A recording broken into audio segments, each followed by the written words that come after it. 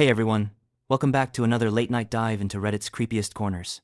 It's eerie, disturbing, and absolutely worth staying up for. Make sure to like and subscribe so you don't miss the next one. So turn off the lights, and let's begin. Came across an incredibly creepy family a while back. Okay, I never really post anything on Reddit, mostly just reading, so please excuse me if I do or say anything that isn't common courtesy here. In around 2018 to 2019, I, 25, female, at the time was 18 to 19, was living in Nebraska, where I grew up. I lived in the largest city in NE, but it was still essentially surrounded by corn and wheat fields. The city was expanding, so rich folks started building huge houses with giant properties on the edge of town as things proceeded to grow. All of that being said, I had a good friend whose parents' house was one of those big ones right on the blurring line between the fields and the city.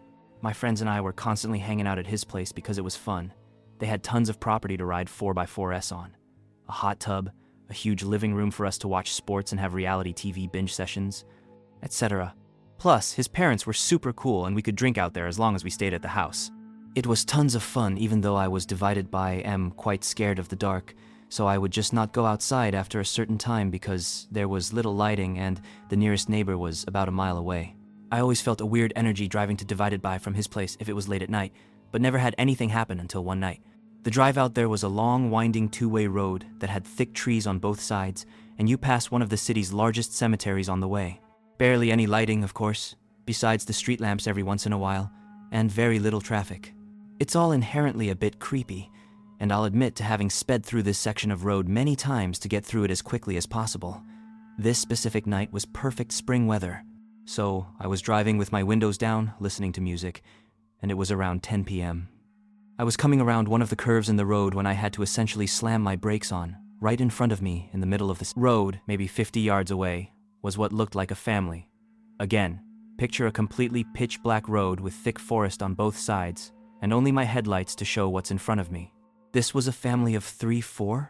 A tall, slim woman, an average height-weight man, a child, short hair but couldn't tell the gender based on the clothing and couldn't see their face, maybe around 8 years old.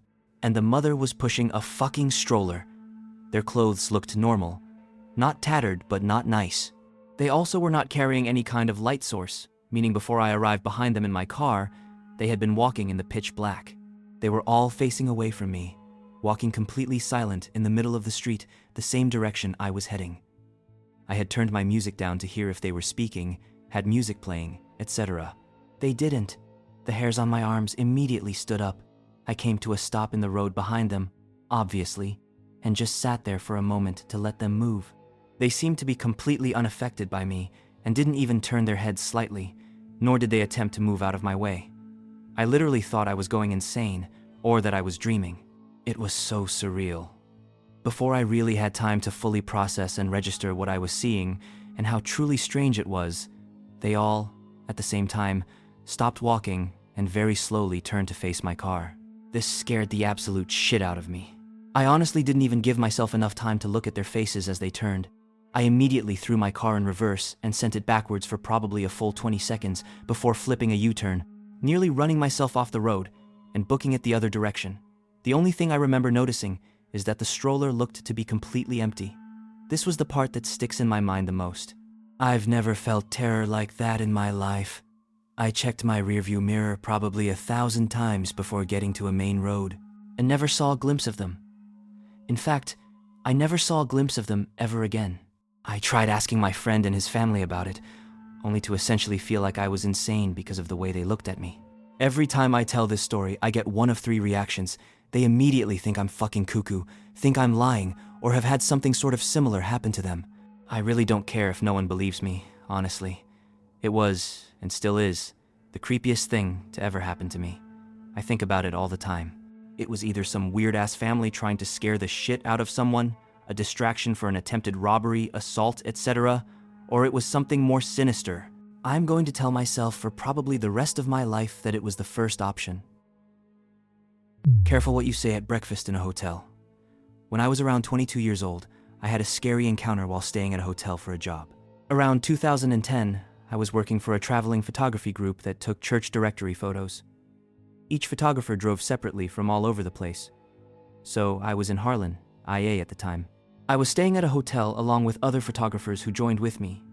I believe there was 4 of us, 2 guys, a girl, and myself.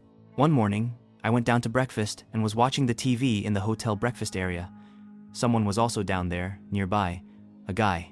When he looked at me, I said, "Good morning," as I do wherever I go, just to be friendly. He said it back, and we had just a polite exchange. Something you would do with a stranger you never thought you would see again. He mentioned he was staying there with his team for a construction job. I go to leave and I say something very casual, like, "Have a good one, see you later." He said something like we could hang later. I didn't think anything of it and just brushed it off like, yeah, maybe. I don't remember if it was the same day or not, but as I didn't work until 11, and we tend to work from like 11 am size of the church, 10 p.m. give or take depending on size of the church, etc. I decided to go take a nap since I didn't sleep well the night before. While laying in my room, I kept receiving phone calls to my room phone. I wasn't used to getting calls like that ever, so I just picked up. I would say hello, but nobody would answer. After a few times, I eventually just took the receiver off and placed it beside the phone so it would stop ringing. When it was time to get up and leave, I left my room and saw the guy was there in the hall. I waved casually, still not thinking anything of it. He asked where I was going, and I said I had to go to work. My friend showed up, female photographer, and I went with her to her car as I was going to ride with her to the church. I told her about getting strange phone calls and she mentioned she did as well. Later that night, there was a thunderstorm. My photographer group and I stood by the hotel lobby door watching the lightning. It was thundering and extremely dark. There were chances for tornadoes, so we were keeping tabs with each other. Eventually, I go to my room for the night and I hear a knock on my door. I didn't really want to answer it. However, I did, cracking the door to see who it was. It was the guy. He talked about how I said we could hang out, and I told him I was too tired after working all day and I needed to sleep. I shut the door. Now, I can't remember if this was the next morning or still night, but I recall him knocking again, but I wouldn't answer. I pretended to either be out or sleeping. I called my mom and started talking to her. I told her what was happening, and although I was scared, I almost acted like I wasn't when speaking with her. Suddenly, I had a weird feeling. I whispered to my mom, "Mom, hold on a second. I need to check something." I tiptoe as quietly over to my room door as possible.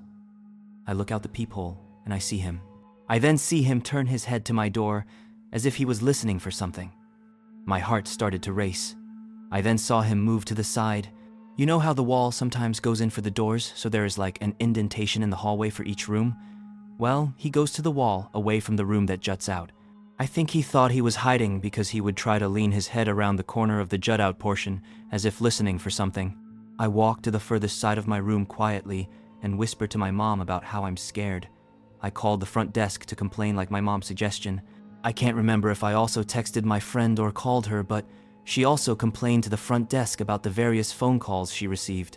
Eventually, we were given new rooms, and the construction group manager was told by the hotel about one of his guys, and that creepy guy was told to stay away from us.